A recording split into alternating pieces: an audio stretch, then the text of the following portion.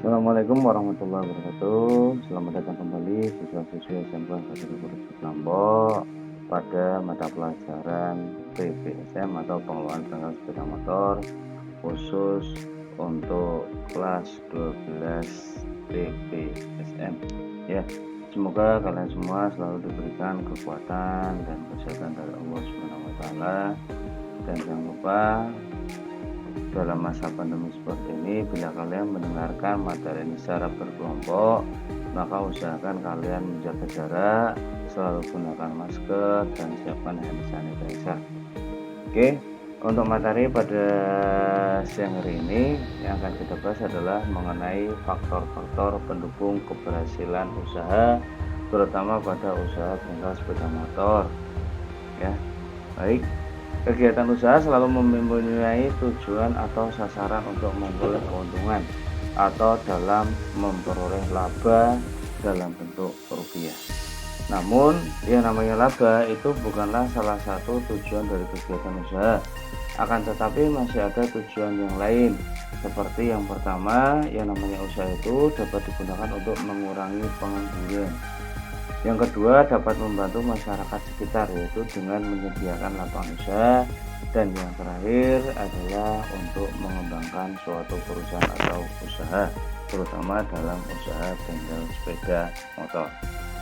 Berikutnya, untuk faktor-faktor yang memengaruhi keberhasilan usaha bengkel sepeda motor itu dibedakan menjadi dua faktor. Yang pertama adalah faktor internal dan yang kedua adalah faktor eksternal. Faktor internal itu lebih kepada pelayanan yang akan diberikan usaha pada bengkel tersebut. Pelayanan di sini seperti kualitas atau mutu dari pekerjaan dalam reparasi motor, waktu tunggu dalam proses pengerjaan, dan biaya yang dikenakan pada usaha bengkel tersebut. Nah, bila biayanya itu terlalu mahal, maka orang lain pun juga tidak akan mau kembali untuk datang ke bengkel tersebut. Nah, itu diperhatikan, kita lebih mengutamakan pada servis konsumen. Ya. Yang kedua adalah faktor eksternal. Faktor eksternal adalah faktor yang merupakan faktor pendukung usaha bengkel dari luar. Contohnya yaitu jumlah pengguna sepeda motor. Yang kedua juga lokasi di mana usaha bengkel tersebut dijalankan. Nah, ini penting juga, Mas. Contoh misal dalam suatu daerah sudah ada bengkel 10, kita mendirikan bengkel di situ, itu sangat tidak efektif dalam memperoleh laba atau keuntungan. Itu diperhatikan, itu tidak efektif sekali. Kita mencari daerah yang memang di situ jarang ada bengkelnya, baru kita dirikan usaha bengkel, sehingga rata-rata orang akan datang ke tempat usaha kita atau bengkel kita. Ya, kita bahas satu-satu. Yang pertama dari faktor internal. Faktor internal yang pertama adalah dari segi mental. Mental itu adalah pola pikir. Ya, jadi seorang pengusaha itu harus memiliki pola pikir atau mental yang kuat, Mas. Yang namanya usaha itu tidak langsung jadi atau memperoleh suatu keuntungan atau keberhasilan.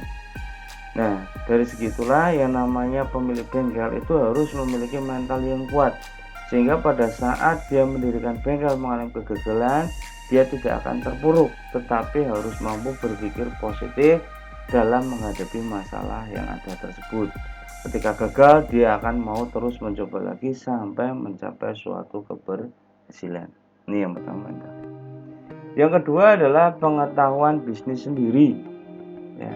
Jadi seseorang sebelum kita mendirikan suatu usaha, kita terlebih dahulu harus memiliki pengetahuan dan pengalaman terhadap usaha atau jenis bengkel yang akan kita buat. Contohnya, kita nggak pernah tahu yang namanya bengkel, kita nggak pernah tahu yang namanya spare part bengkel, kita nggak tahu yang namanya proses jasa dalam suatu bengkel. Ya, jangan mendirikan bengkel. Ya, taunya bikin roti, ya bikin roti, buka usaha roti, harusnya seperti itu. Ya, jadi pengetahuan bisnis sendiri atau pengetahuan dimiliki oleh seorang pengusaha itu harus memiliki pengetahuan dasar mengenai bengkel yang akan dibuat atau bisnis yang akan dijalankan. Ini ya.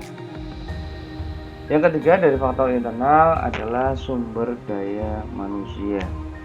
Nah, sumber daya manusia ini adalah memegang peranan tertinggi dalam perusahaan, di mana yang namanya seorang pengusaha harus dapat mengontrol semua aktivitas, baik aktivitas karyawan ataupun aktivitas produksinya. Nah, ini harus diperhatikan, Mas.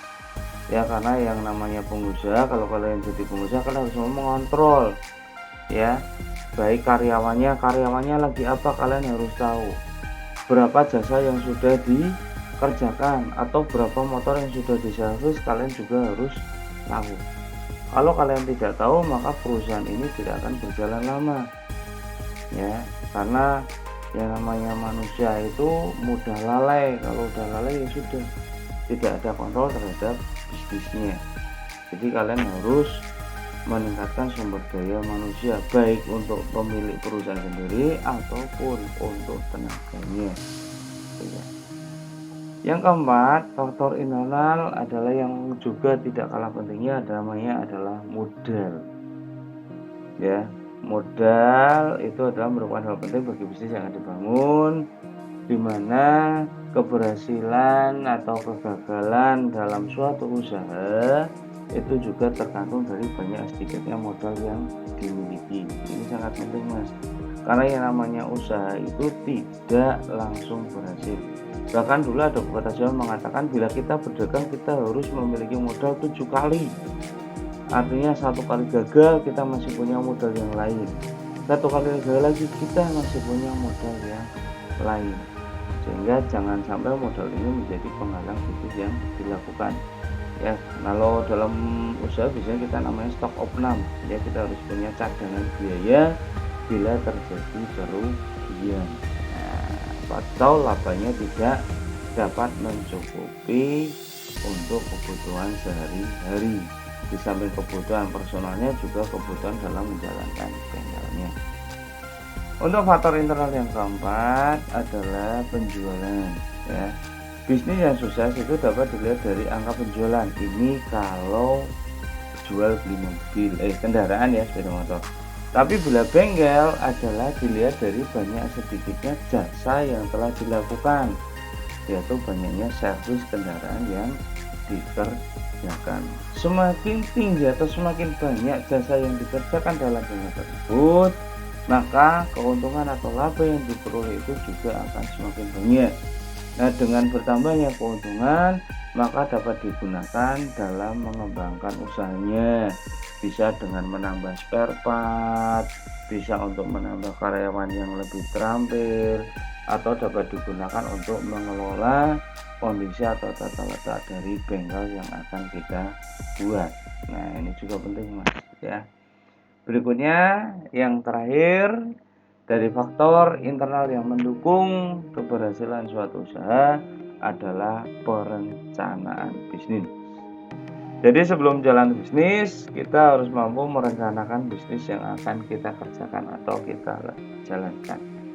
Ya, bagaimana cara mengembangkan agar menjadi perusahaan yang besar atau bengkel yang lebih besar, bukan hanya bengkel di dalam rumah atau di pinggir rumah, tetapi bengkel yang mampu menarik konsumen dari berbagai macam pihak, dari berbagai macam merek, dan juga bengkel yang dapat dikenal di mana-mana. Tetapi sekarang lebih banyak bengkel adalah bengkel secara resmi. Nah, ini bagaimana cara membuat bengkel secara resmi? Bagaimana meningkatkan bengkel ini agar lebih diminati oleh konsumen daripada bengkel-bengkel biasa atau bengkel yang berada di dalam rumah. Nah, kadang orang berpikir kalau bengkel rumah biayanya lebih murah, ya betul, tetapi belum tentu servis yang dilaksanakan itu lebih baik bila dibandingkan bengkel secara resmi. Tetapi sebalik juga, bengkel secara resmi biaya mahal, belum tentu servis yang dilakukan lebih baik dari bengkel kecil. Nah, inilah yang harus dirubah, bahwa ketika kalian bisa mendirikan bengkel secara resmi, diusahakan harus dapat memberikan pelayanan jasa kepada konsumen secara maksimal. Jangan sampai dikira abal-abal sama dengan bengkel di pinggir jalan. Nah, bila sebaliknya kalian hanya memiliki bengkel di pinggir jalan, nah, kalian usahakan agar bengkel tersebut dikenal oleh masyarakat bahwa servisnya atau jasa yang diberikannya itu tidak kalah bila dibandingkan dengan bengkel resmi. Inilah 6 faktor internal yang mendukung dalam keberhasilan suatu usaha bengkel sepeda motor. Nah, di samping faktor internal juga ada yang namanya faktor eksternal ya. Faktor eksternal itu dibedakan menjadi 3 macam faktor pendukung. Apa saja? Yang pertama adalah lokasi usaha atau tempat usaha, di mana letak usahanya tadi. Yang kedua adalah tata letak bengkelnya. Ya, bagaimana cara mengkondisikan bengkel yang enak, ya, servisnya juga nyaman, ruang tunggunya juga nyaman. Nanti akan kita bahas bersama-sama. Dan yang terakhir adalah faktor eksternal, adalah dari pelanggan atau konsumen. Nah, ini adalah faktor yang paling penting. Nah, untuk faktor eksternal akan kita bahas pada pertemuan berikutnya. Ya, semoga apa yang saya sampaikan dapat bermanfaat bagi kalian. Kita bertemu lagi minggu depan untuk membahas yang namanya faktor eksternal yang mendukung keberhasilan suatu usaha atau bengkel sepeda motor. Jangan lupa tetap kalian jaga prokes kesehatan untuk mencegah penyebaran virus COVID-19. Yang pertama apa? Adalah memakai masker. Yang kedua adalah mencuci tangan atau menggunakan hand sanitizer. Yang ketiga adalah menjaga jarak. Yang keempat adalah menjauhi kerumunan. Dan yang terakhir adalah mengurangi mobilitas atau kegiatan di luar rumah. Ya, terima kasih. Wassalamualaikum warahmatullahi wabarakatuh.